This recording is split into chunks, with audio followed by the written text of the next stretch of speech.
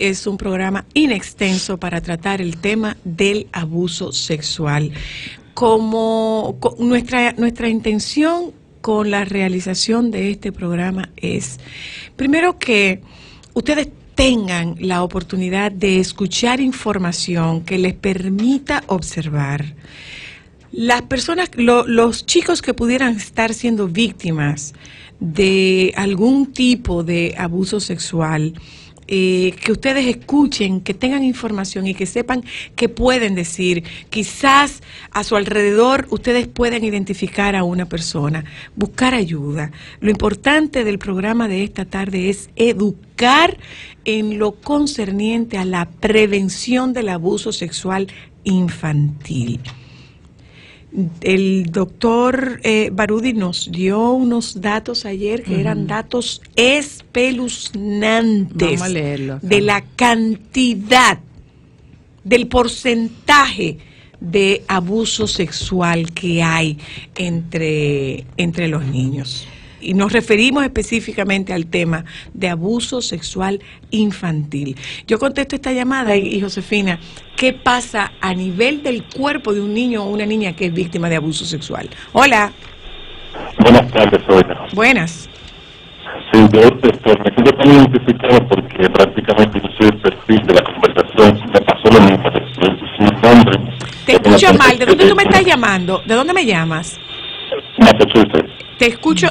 Busca una mejor posición porque te estoy oyendo cortado. ¿Y ahora? No, No, te oigo mal. ¿Puedes volver a marcar, por favor? Pero llama. Llámanos, márcanos otra vez. Ok.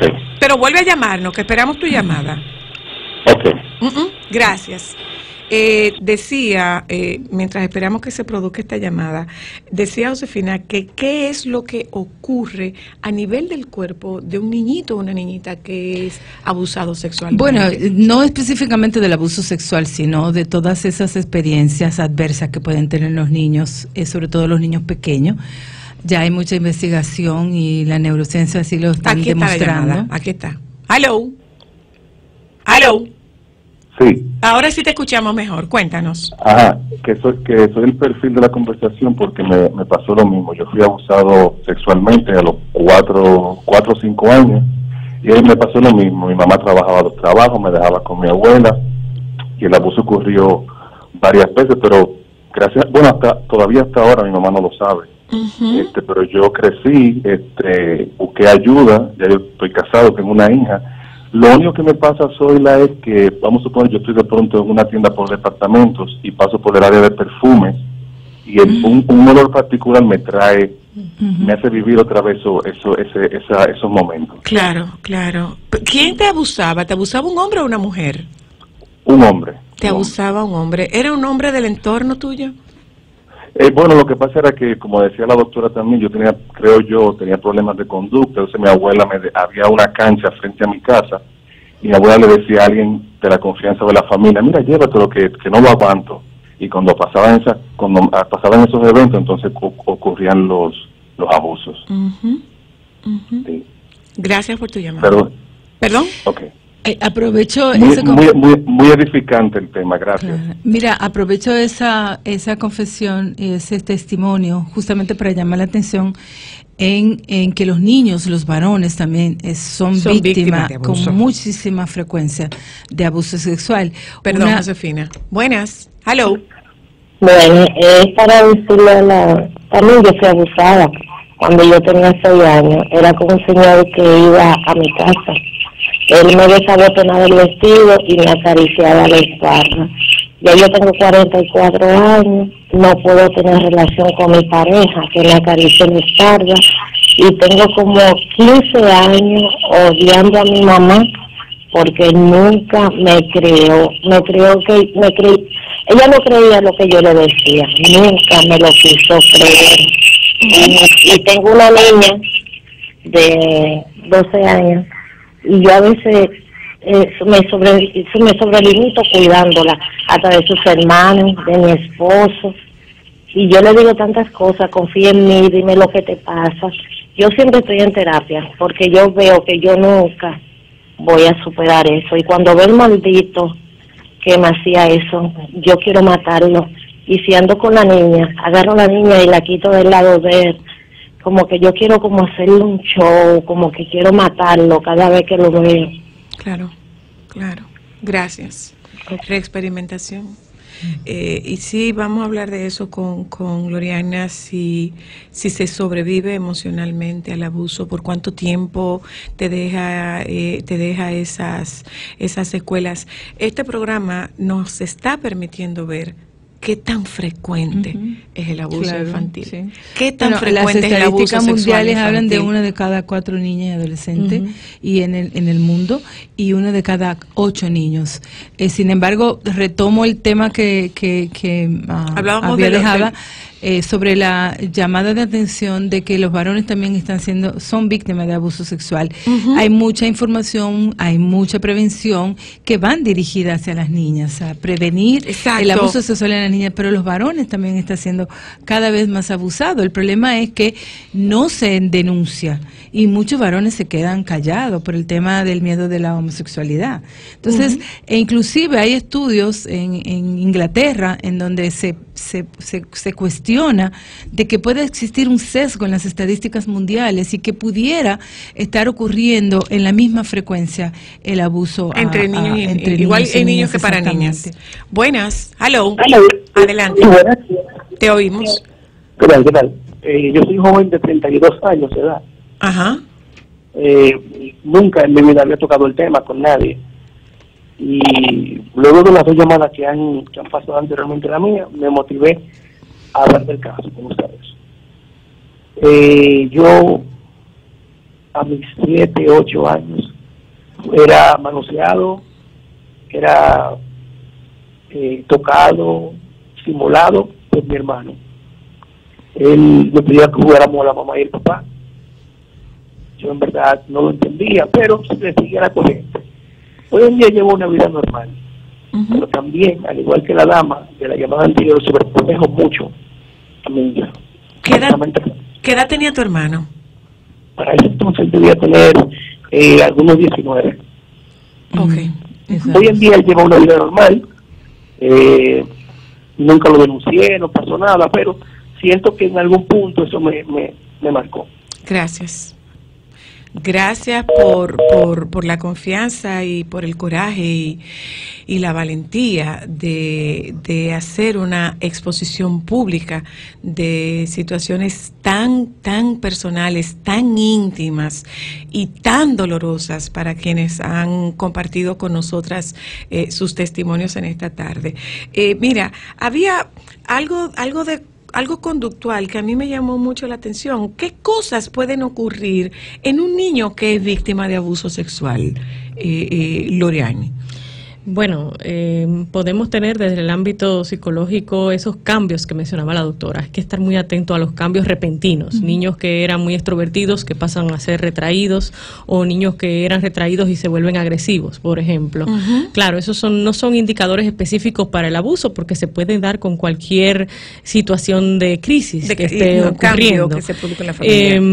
Y tenemos que ver esos retrocesos de chicos que habían pasado etapas del desarrollo y comienzan a echar para atrás. Se vuelven a chupar el dedo, se hacen pipí en la cama, todas esas cosas que tienen que ver con regresión. Muy atentos a la autolesión. La víctima de abuso suele autolesionarse, se corta en las piernas, se corta en los brazos, y esa conducta hipersexualizada, y esa conducta pueden tocarse, hipersexualizada a destiempo, ojo, porque estamos hablando de que hay ciertos momentos donde la masturbación es normal, pero cuando ya esto se excede de la frecuencia del lugar frente a los demás, y esa búsqueda de contacto sexual o de juego copulatorio, ¿no? Que no estaba ocurriendo y no es parte normal del desarrollo, pues hay que estar muy, muy pendientes a ese tipo de cosas. Y por supuesto todos los signos de depresión y ansiedad, de no poder dormir. Conducta de fuga. Desafiantes, robo.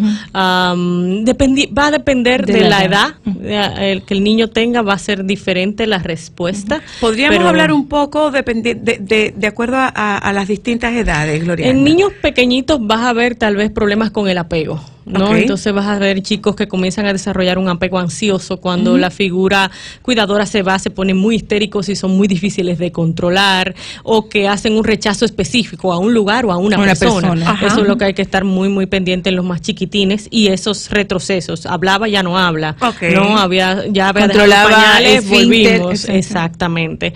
Y en la alimentación y en el sueño. Así es, cambios importantes. Ahora, cuando ya estamos hablando de niños más grandecitos y en edad escolar, pues ahí es que podemos ver, seguimos viendo ese tema de esas regresiones, pero también ese tema de exploración y en el juego, de eso, querer forzar a amiguitos jugando. Te quiero forzar, me pego forzado, ese tipo de cosas y ese de exposiciones, de decirle vamos a hacer esto, que no es nada apropiado para la edad que tiene. La conducta erotizada. Ya en los más grandecitos, pues ya además de lo anterior, pues se puede ver esto. Y en adolescentes es que vamos a ver ese tema de problemas de conducta, de fuga, de robo, de niños que se volvieron desafiantes. Desafío, exacto. Y es difícil porque hay temas, bueno, los adolescentes todos son hasta cierto punto desafiantes, no sabemos entender la diferencia. Yo lo que creo es que si usted no está seguro, pues busque ayuda, o sea, busque un profesional que le pueda tratar de distinguir. ¿Se trata de un proceso normal de cambio por el que estamos atravesando o hay otra cosa detrás? Lo que hay es que siempre estar pendientes. Yo pienso, discúlpame, y escuchar. Ahorita alguien me escribió, porque tuve una participación sobre este tema con el AINE, y alguien me escribió y me decía que su hijo de 3 años le dijo al papá, vamos a jugar sobándonos el bimbolito. Entonces eso ya es una banderita roja, ¿no? Exactamente, que te dice, bueno, aquí hay algo que hay que investigar. Pero ¿qué pasa? Que a veces los papás lo que hacen es que castigan o reprimen a los niños, le dice, eso no se dice, eso está mal hecho. No, pero hay que investigar información. ¿Qué está pasando? Porque el niño de 3 años quiere jugar al papá que le soban el bimbolito. ¿Quién le está sobando el bimbolito? La reacción lo es todo, porque si en el momento la reacción es de espanto terrible, el niño inmediatamente se bloquea para seguir hablando. Si en el momento usted se aguanta y dice, ¿cómo así? ¿Y cuándo tú juegas con eso? ¿Y en qué momento? ¿Y quién lo oíste hablando de eso? Tranquilo, aunque te estés muriendo por adentro, pero tienes la posibilidad de abrir el diálogo. Escuchamos dos testimonios con un punto común. El de 2 mujeres que se lo dijeron a sus padres, no le creyeron, y una de ellas dice que tiene aversión, que odia a su mamá por no haberle creído y por no haberla defendido. Sí, lo que habíamos hablado del mal pronóstico, ¿no? Son personas que dicen, eso pasó hace 20 años, hace 30 años, y todavía tengo problemas, por ejemplo, para intimar con mi pareja. Exacto. No han podido retomar una relación sana y adecuada. O pueden irse al otro extremo, que puede ser la promiscuidad, puede ser un lado o lo otro. Entonces, estas personas que hablaron, particularmente, hablaban de esa incapacidad de retomar, porque hay una pérdida de la confianza, porque hay un estigma alrededor de todo lo relacionado con el sexo, y entonces hay un estigma normal, vamos a decir normal no, pero cultural, y agravado por aquello que pasó, agravado con esos sentimientos, y esas secuelas, dice una de ellas, pues yo nunca he podido superar, ¿no? Y puede ser que no lo supere. Siento ganas de matar al hombre cuando lo veo, porque de alguna forma tiene al menos un contacto visual con esa persona. Eso es terrible. Loriana, ¿cómo? Pero discúlpame, me gustaría que tú hicieras a puntualizar en lo que dijo la señora de que odio a mi mamá. ¿Cómo que las víctimas de alguna manera esperan que las rescaten? Claro. Pero ¿cómo manejar ese sentimiento? Porque como tú decías, a veces los padres no... O sea, la información es tan fuerte que hacen un bloqueo. Sí, eso mismo, el tal vez comprender las posibles razones por las cuales tal vez no es vamos a perdonar, porque bueno, es vamos a entender al otro. Exacto. Vamos a entender de dónde viene, vamos a entender cómo esa persona también tuvo su crianza y su historia, cuál es la historia, y entonces de esa familia, que está normalizado. De cierta manera comenzamos a bajar del pedestal a esa mamá que ella quería que fuera su superhéroe, pero ella no era capaz, que la rescatara. Y comienza a verla como una igual, como muchas deficiencias y cómo esto también la ha afectado probablemente a lo largo de su vida. Que probablemente esa mujer tenga historia de abuso. Muy probablemente. Es muy posible. Entonces, y más o menos trabajar en ella el tema de que ese odio que ella dice sentir, a ella es quien le hace daño. Yo siempre oí algo muy interesante, que es que el odio y el rencor es como un veneno que tú te tomas para que el otro se muera. Exacto. Entonces yo soy que lo vivo, yo soy que lo sufro, mi cuerpo es que se deteriora por esa sensación negativa, porque sabemos de que cuerpo y mente están unidos, y el tema de la somatización y cómo desarrollan enfermedades a raíz de eso, pues y todo esto es odiando a otro, que no se va a morir ni le va a pasar nada, ¿no? Además hay una cosa, ella revela una sobreprotección a su hija, cuando realmente lo conveniente para ella sería que se sentara y que le diera a su hija herramientas para porque la sobreprotección también puede ser abuso. Porque ella no va a estar en todos los espacios para poder cuidar a su hija de que se repita esa situación. Tal vez una forma de reencuadrar con el tema de la mamá es entender que su victoria sobre eso que pasó y sobre esa falta de protección es protegerse ella misma. Entonces, que ella es que esa superhéroe con capa tiene que ser ella para ella misma, ¿no? Y así ella va a vencer esto que le pasó, esto que le hicieron, que obviamente no fue apropiado ni fue un abuso, no fue su culpa. Y que la culpa no es de ella, sino del adulto. Pero el vencer ese rencor, ese odio, también es parte de su propia curación y de su propia autoprotección. Claro que sí. Y así tal vez comenzar a verlo desde ese punto de vista. ¿Cómo se aborda a una víctima desde el punto de vista de un proceso? Porque, o sea, ahora mismo hay un gran escándalo y hay una cantidad de niños involucrados, y nosotros estamos escuchando de parte de la sociedad, ¿por qué lo están diciendo ahora? ¿Por qué no lo dijeron antes? ¿Dónde estaban los papás? Si los papás prestaron a sus hijos para eso. Se supone que yo tengo algún nivel de confianza y que se trata de una persona que de alguna forma da sensación de confianza. No, es la representación de la inocencia. Exacto. Entonces, todos estos chicos ya hay adultos, son mayores de edad. Sin embargo, eso está registrado en el pasado de su infancia y su adolescencia. Sí. Ok. ¿Cómo tú entrevistas? ¿Cómo se supone que deba manejarse desde el punto de vista forense, Gloriana, una entrevista con un menor víctima de abuso sexual? Bueno, ojalá que a los medios no se les ocurra ir a preguntarle a los niños qué pasó. Claro. Es muy posible. Sí. Bueno, que no se nos olvide el caso de Higüey. Y el caso del comunicador. Y es algo que se conoce como contaminación en la investigación. Y revictimización por demás. Cuando usted interviene, trata de alguna manera manipular ese testimonio, usted está contaminando. El recuerdo de la víctima es una escena del crimen. Okay. Cuando usted hurga en esa escena del crimen, es como que usted se meta, deje sus huellas, mueva las cosas de sitio, usted dañó la escena del crimen. Y solamente personas entrenadas deberían entrar a recabar esa escena, que además es una escena frágil, porque es una escena que se mueve, es una escena que cambia, y que a medida que otras personas intervienen, pues puede cambiar pues la veracidad.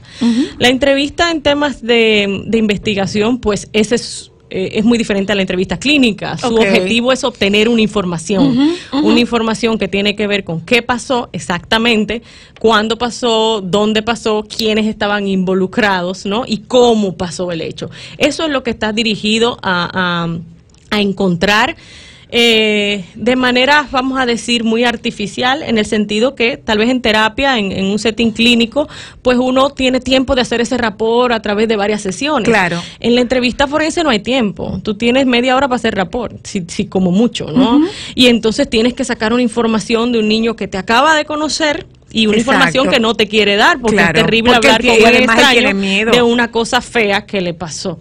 Entonces, la habilidad del entrevistador está en eso, en muy rápidamente lograr un punto de conexión. ¿Cómo se logra cuando son niños pequeños? Bueno, el proceso del rapport está escrito, es un protocolo, no me lo inventé yo, no se lo ha inventado nadie. Eso es importante, no venir a inventar. Se sigue un protocolo establecido donde se empodera al niño de manera que él entienda que esa información es suya. Exacto. Yo voy a decirte las reglas, pero es tu información. Y tú tienes derecho a decirme no sé, no me acuerdo, no quiero, no estoy seguro, pero vamos a hablar sobre esto que pasó, porque es muy importante que hablemos sobre eso. Se hace ese rapport y el rapport no es más que ganar confianza. ¿Qué le gusta a ese niño? ¿No? ¿Cuáles son sus preferencias? Para uno tratar de conectar con esas cosas que le gustan y que entienda ese niño que estamos aquí en un proceso que realmente le va a ayudar, nadie le va a hacer daño, nadie lo va a obligar, es voluntario el proceso, pero volvemos a insistir de la importancia de que esto se haga. Y una vez... ¿Quiénes están ahí en ese momento? En el momento de la entrevista está solo el niño o la niña con el entrevistador. Así debería ser. Sí debería ser, porque en los procesos anteriores donde estaba la audiencia completa, el juez, el fiscal, la persona, imagínate hablar de esto frente a la persona que te agredió. Claro. Es la receta para el bloqueo. Claro. La persona no va a hablar. Entonces ahora se hace en un setting donde solamente está quien entrevista, el niño o la niña, y están observando. Pero se hace a través del espejo. Ya sea del espejo o ya sea a través de circuitos cerrados. En video están observando lo que el niño pasa. No está viendo a su victimario. No puede verla ni a la entrada ni a la salida. Es una entrada distinta, es una salida distinta para proteger, para evitar esa revictimización. Claro. Y entonces pasamos a ese proceso donde vamos ya al grano a hablar de lo que ha pasado y se hacen las preguntas que se tengan que hacer. Lo ideal es que el niño hable de manera espontánea y mientras menos pregunte el entrevistador, mejor. Y no preguntas dirigidas, sino preguntas abiertas. Preguntas abiertas, preguntas que la respuesta no sea sí o no, sino háblame de eso. Son más que todo son invitaciones a hablar. Cuéntame más. ¿Cómo así? Ajá. ¿Y qué más? ¿No? Estaba invitando a que tú hables, parecido a lo que uno hace cuando busca a los niños al colegio, que le dice ¿cómo estuvo el día? Si te fue bien. Entonces la respuesta es sí o no. Entonces, pero este niño no me habla. Claro, porque si le preguntaras de manera abierta, pues te hablara más. La idea es abrir el proceso para que todo lo que se pueda sacar de manera espontánea menos contaminado está. Y una vez ese proceso termine, comienza una exploración directa por parte de quien entrevista, obteniendo esas informaciones del qué, cómo, cuándo, dónde, qué faltaron, que no se dieron de manera espontánea. No, en este proceso la audiencia está interactuando con la persona que entrevista a través de un apuntador, de un audífono, y así está conectado con la audiencia, nunca el niño o la niña, sino la persona que entrevista, para tratar de traducir lo que la audiencia quiere. ¿Qué necesitan los investigadores? E interpretar también lo que el propio niño dice a través de ese expertise que tienes de claro, la idea va a ser siempre que se hagan preguntas manteniendo la dignidad. Si son preguntas que van a lesionar la dignidad del niño o la niña, pues el entrevistador tiene la potestad de no hacerlas o de cambiarlas de tal manera. De buscar la forma de que el niño no se agreda. Claro, porque el entrevistador dice, entiendo que la audiencia quiera esto, pero así no puedo hacer la pregunta. ¿no? Entonces la voy a hacer de una manera que no vaya a lesionarlo. Y son procesos de unos 45 minutos, una hora. No más. Los chicos usualmente quieren hablar.